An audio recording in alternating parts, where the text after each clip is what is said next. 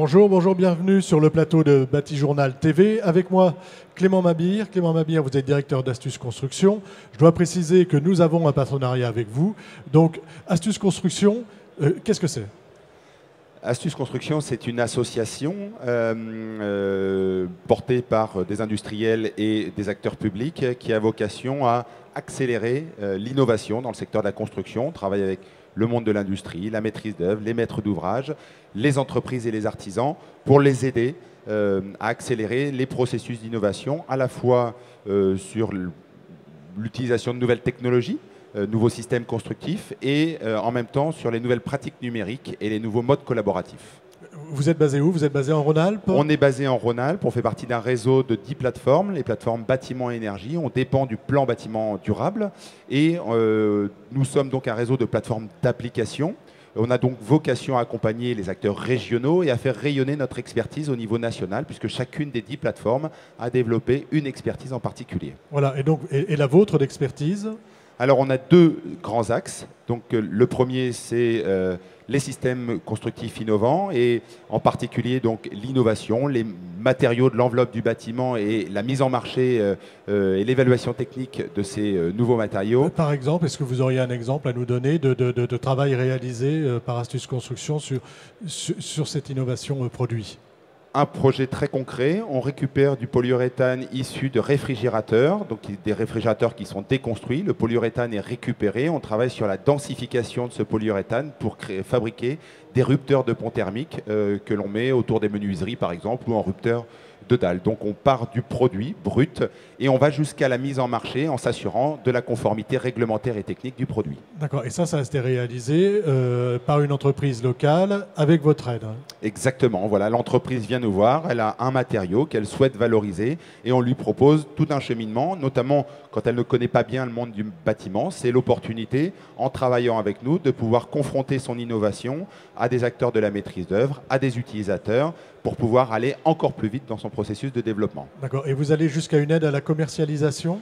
En tout cas, on connaît très bien le monde de la distribution et on connaît très bien les utilisateurs, ceux qui assurent la mise en œuvre des systèmes constructifs. Donc, on les accompagne dans la stratégie de commercialisation. Alors, il y a un autre axe, je crois que c'est le numérique dans le bâtiment. Enfin, Alors, pas je crois, c'est je sais que c'est le numérique dans le bâtiment. Effectivement, le deuxième axe chez nous qui s'appelle construction numérique et qui regroupe en fait l'ensemble des pratiques numériques et collaboratives, puisqu'on parle des outils numériques, mais on parle surtout des nouveaux modes les nouvelles façons de travailler ensemble, comment est-ce qu'on met de l'intelligence collective dans les projets, comment est-ce qu'on réduit les tâches à faible valeur ajoutée, comment est-ce qu'on maximise les savoir-faire, l'utilisation des savoir-faire de tous les partenaires d'un projet de construction. Alors, même question que tout à l'heure, quelles sont les actions que vous mettez en place pour justement valoriser et faire connaître le numérique dans le bâtiment? Alors, on a 4 activités principales. La première activité qui est une activité de formation. On est aujourd'hui le premier producteur de contenu de formation en France. On dispose d'une trentaine de modules de formation de 1 à 5 jours qui s'adressent à tous les acteurs que j'ai cités précédemment. Et ça sur l'ensemble du territoire? Sur l'ensemble du territoire national. On diffuse ces contenus à travers des réseaux, des centres de formation partenaires, le CSTB Formation, Caliconsult Formation, et puis des centres de formation rattachés aux syndicats professionnels, avec le centre de formation ou l'OPCA de la Fédération Française du Bâtiment, avec l'IPTIC par exemple, qui est le centre de formation des ingénieurs en France. Et donc on développe pour eux des contenus sur mesure et des contenus experts, c'est-à-dire qu'on parle du BIM de façon générale et très rapidement on propose de développer ces nouvelles compétences à travers de l'expertise projet, à travers des sujets très spécifiques comme l'environnement réglementaire des projets développés en BIM, le BIM et la performance énergétique, comment commercialiser sa maquette numérique. Voilà, donc on est dans le concret là. On est dans le concret, l'idée étant de développer, de structurer, de participer à la structuration du marché en formant la maîtrise d'ouvrage pour les aider à formuler correctement leurs besoins et en accompagnant l'offre notamment de la maîtrise d'œuvre pour qu'ils puissent répondre à ces marchés. Ça, c'est le premier axe. Premier axe, donc la formation. Deuxième axe, accompagner des projets dans la réalisation des projets.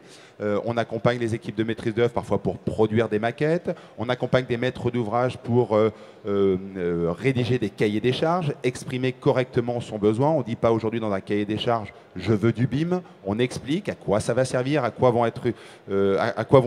va servir cette démarche, comment vont être valorisés les les données de la maquette numérique. Donc c'est très important d'être auprès des acteurs du projet pour les aider à se comprendre, pour les aider à exprimer correctement leurs besoins. Troisième axe. Troisième axe, l'accompagnement stratégique. Quand on parle de BIM, on parle aussi de transition numérique. Et quand on est un acteur parfois un peu conservateur, on a besoin de réfléchir à quelle place on veut occuper demain dans ce marché naissant de la construction numérique.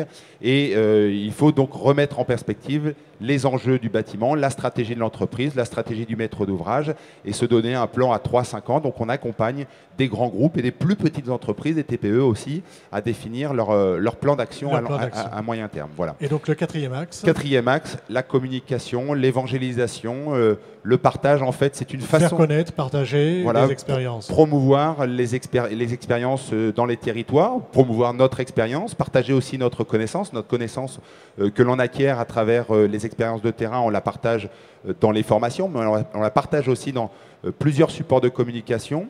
Une plateforme web, bimbank.fr, qui permet de communiquer tous les jours sur l'actualité du BIM, sur les marchés, sur les offres d'emploi. Et on s'aperçoit depuis un an qu'il y a une croissance incroyable de l'actualité des acteurs de la construction numérique en France. Un magazine, une revue dont on va reparler, qui est donc on va parler maintenant parce qu'on n'a plus beaucoup de temps. Qui est donc un trimestriel que l'on coédite avec notre partenaire des éditions des Halles. C'est une revue technique qui présente les projets, qui présente aussi ceux qui font l'économie de la construction numérique, l'économie de ce marché naissant du BIM. C'est généraliste, c'est-à-dire qu'on est à la fois dans la technique, mais on est aussi dans ceux qui font de comment on fait et la présentation des acteurs du BIM. Ce qui est important, c'est de donner envie de se lancer, donner envie de lancer un marché, donner envie d'expérimenter. Et donc, en témoignant ou en donnant la possibilité à des professionnels de témoigner sur leurs premières expériences, on incite les acteurs à se lancer dans ces nouvelles pratiques. Alors, avec un numéro spécial à l'occasion plutôt que du Mondial du bâtiment, la COP21, est-ce que vous pouvez nous dire rapidement ce que l'on retrouve dans ce numéro spécial ? Alors on avait effectivement le souhait de remettre en perspective le développement du BIM et les vrais enjeux du bâtiment. Et les vrais enjeux du bâtiment en ce moment, c'est la qualité de l'air, la performance énergétique, la performance environnementale.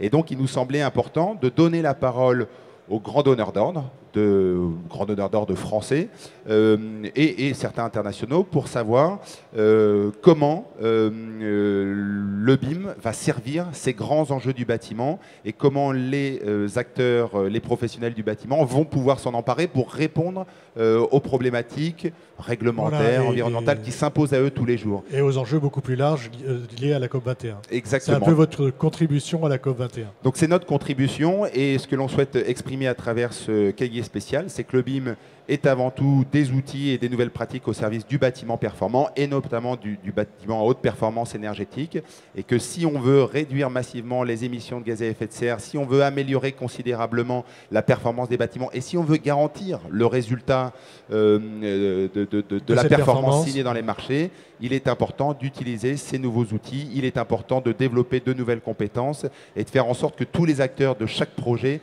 travaillent ensemble pour répondre à cet enjeu du bâtiment. Clément Mabir, merci beaucoup pour ces explications. On peut retrouver de toute façon tout ce que vous venez de dire sur Bing Bang sur votre site internet. Merci à vous. Merci à vous.